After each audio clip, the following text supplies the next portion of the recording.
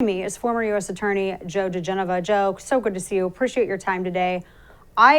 First, I just got to get your reaction to the DOJ, Merrick Garland, AG Merrick Garland, classifying parents as domestic terrorists simply because they're showing up at school board meetings. And sure, they get passionate, and everyone should, be civilly minded. But at the same time, there's a lot of stuff that's been happening in these schools, and parents are reacting to that while simultaneously told that they really have no voice in the school systems they send their kids to and their taxes go towards. I wanted to get your thoughts on that, and then shift it to Loudoun County. Well, first of all, this memorandum by the Attorney General of the United States, Merrick Garland, is a disgraceful abuse of power. The Attorney General does not have jurisdiction in these matters. All of these incidents, and there have been very few around the United States, have been handled very effectively by local law enforcement. There's been no complaint that any of the situations haven't been followed through with. So why, we ask ourselves, all of a sudden, do we hear from the Attorney General of the United States, who has no jurisdiction on this matter under federal law? The answer is very simple. This is a political gesture by an Attorney General who has been totally co-opted by the woke movement inside and outside of the department and by the White House.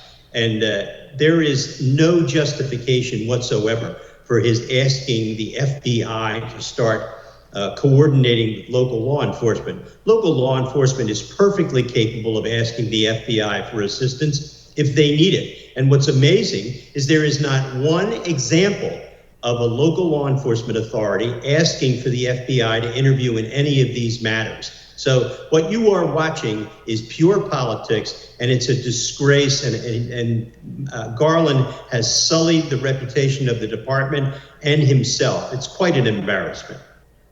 And that's a lot of people, I think, didn't even realize, Joe, that he, had no, and it makes sense too, that the AG, why would they be getting federal law enforcement, FBI, federal level involved in, if there was a police report for this, the police are going to handle it, and then to give the appearance that you're just, really just kind of marching along to the White House's politics, that's just bad. Looking at Loudoun County, I wanted to get your thoughts on this case of this freshman girl whose father, everybody saw the video of the father being taken out of one of these school board meetings, and this was after the school board had barred him from attending, and he was trying to say, as they were debating this bathroom policy, that his daughter had been raped in the bathroom as a result of this policy that they were going to make official, and he was trying to bring attention to this, and the school apparently transferred the student to just a different school, and they were trying to keep it very, very quiet. Thankfully, the parents are pressing charges and they're following through, but what culpability does the school board or the people making the decisions about this and the safety and protection of students in these schools, what culpability is there? What legal route do parents have to this? Well, one of the things that's very important is that parents are now engaged. And by the way, that's exactly why the Attorney General did what he did. It was not a legal move that he made. He was trying to silence parents, trying to frighten them and intimidate them. They weren't intimidating any school boards. And even if they were, that's not a crime. What happened in the case with Mr. Stephen Smith and his daughter is a disgraceful example of ineptitude of local administrators, school administrators, and the idiocy of transgender policy.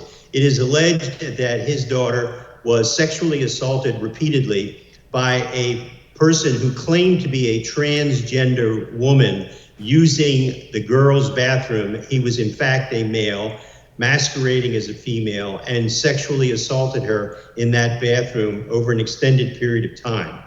The family has an action, a legal action, against the school itself for damages. They also have the right to complain to authorities about the prosecution.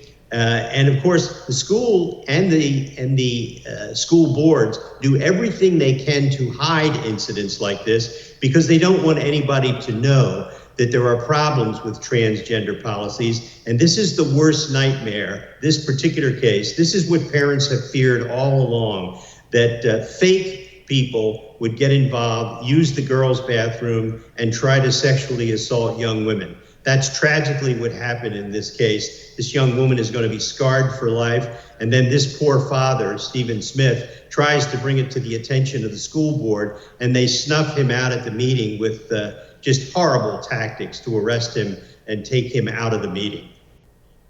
It's this story. I feel so bad for this family involved, and I feel so bad for this freshman girl who now, because they know her father's name, I mean, her story is now known nationally. I can only imagine what that feels like of being a freshman girl and then having the entire community turn against your family and your father. These policies, does this case change anything in terms of the schools, other school districts' justifications in implementing these policies? I mean, I would imagine this establishes a precedent. Well, here's what's going to happen, Dana. These school boards are utterly Marxist in their orientation, and they are not going to be affected by the publicity surrounding this story one bit. They're going to dig in. They're going to say, come and get me. We're in charge of your child's future, your child's curriculum, your child's education. We don't care what you think, Mr. and Mrs. Parent. Stay out of our school system. We know what's best for your child. That, of course, is utterly ludicrous. But these people are arrogant. They are in control. They have been quietly burrowing in over the last 40 years to create a system that indoctrinates children all over the United States. It's a massive problem. Parents were unaware of it until COVID, when they got a chance to see some of the curriculum by the kids being at home. COVID has had at least one good positive consequence, and that's been parents learning about the disaster that is the public school system.